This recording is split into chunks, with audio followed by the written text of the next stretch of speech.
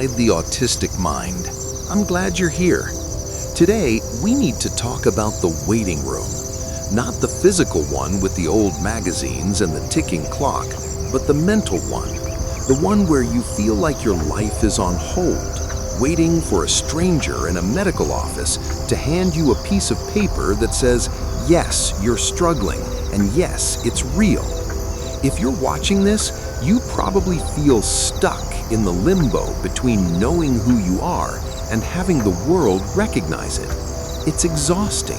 It's invalidating to just acknowledge that first. You're not impatient, you're in need.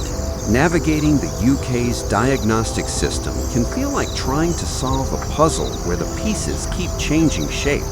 But essentially, there are 3 doors you can walk through. Door number 1 is the standard NHS referral. Door number 2 is the right to choose pathway, which is the secret weapon we will discuss in depth. And door number 3 is going private. Each comes with its own price tag, not just in money, but in time and emotional energy.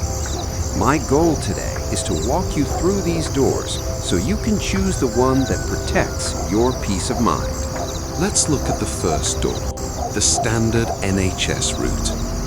I want to be honest with you because false hope is cruel. As of 2026, the system is overwhelmed. In many parts of the UK, once your GP refers you to the local autism or ADHD service, the waiting list isn't measured in weeks, it's measured in years. I have spoken to people in York and Bristol who are looking at 5, sometimes 7-year waits. It's okay to feel angry about that. It's a systemic failure, not a personal one. The benefit of this route is, of course, that it's free at the point of use. You won't pay for the assessment or the medication, but the cost is your time. If you're in crisis, or if your job or education is suffering right now, this door might feel too heavy to open. But don't lose hope, because the second door is often the one people don't know exists. This is the right to choose. It sounds too good to be true, but it's a legal right enshrined in the NHS Constitution. Here is how it works.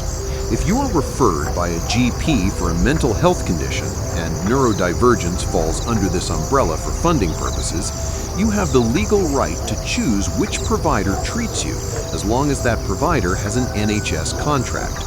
This means you can bypass the 5-year local waiting list and ask to be referred to a private clinic that does NHS work, like Psychiatry UK or ADHD 360. The NHS pays the bill, you pay nothing. Currently, in 2026, the wait times for these providers are fluctuating between 7 to 12 months.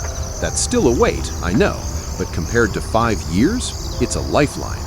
So, how do you actually do this? You can't just call them up. You need to go to your GP. And I know, for many of us, booking a GP appointment is a hurdle in itself. The anxiety of the phone call, the fear of not being believed. I see you.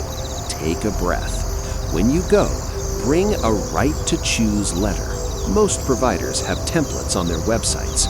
You hand this to your GP and say, I would like to exercise my legal right to choose this provider for my assessment. If your GP says they don't do that or funding isn't available, they're often mistaken. Funding is handled by the Integrated Care Board, not the GP's personal budget. Be polite, but firm. You're advocating for your future self. Then there's the third door, going fully private. This is the fastest route, often taking just a few weeks, but it comes with a luxury tax on your health. Let's talk numbers, because vague estimates don't help anyone. An adult ADHD assessment usually ranges from £900 to £1,500. An autism assessment can be upwards of £2,000. But here is the catch that catches everyone out.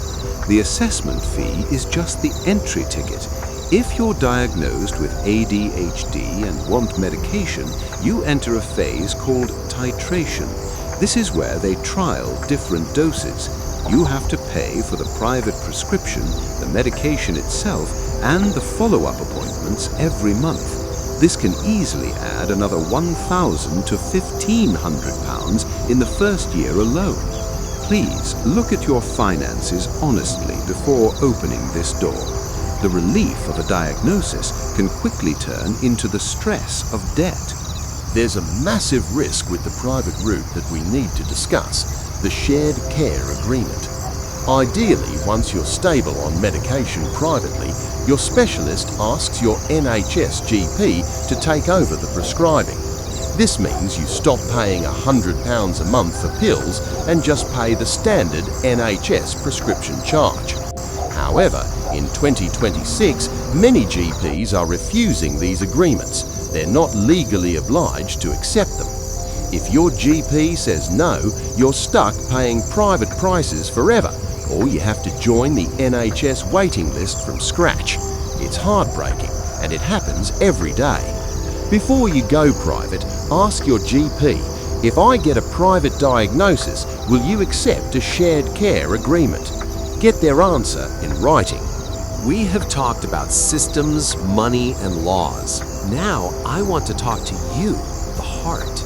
While you wait, whether it's 6 months or 6 years, you might feel like an imposter. You might think, I can't call myself autistic or ADHD until I have that paper. But here is the truth. A diagnosis does not change who you are. It explains who you have always been. The medical model is a gatekeeper for resources, not for identity. If you have researched deeply, if you resonate with the community, if the strategies for neurodivergent people help you live a better life, then you belong here. You don't need a stamp of approval to be kind to yourself. You don't need a doctor's note to buy noise-canceling headphones or to structure your day differently.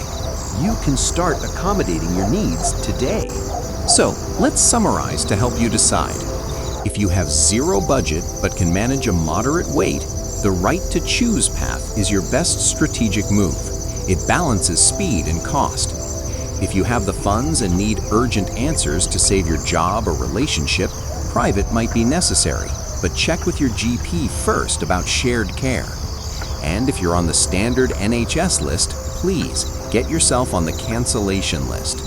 Call them every few months. Be with squeaky wheel. It's exhausting, I know, but sometimes it works. I want to leave you with this. The diagnostic pathway is not the destination. It's just a map. Whether you have the map yet or not, you're still navigating the terrain every single day. And that takes immense courage. Don't let the system make you feel small.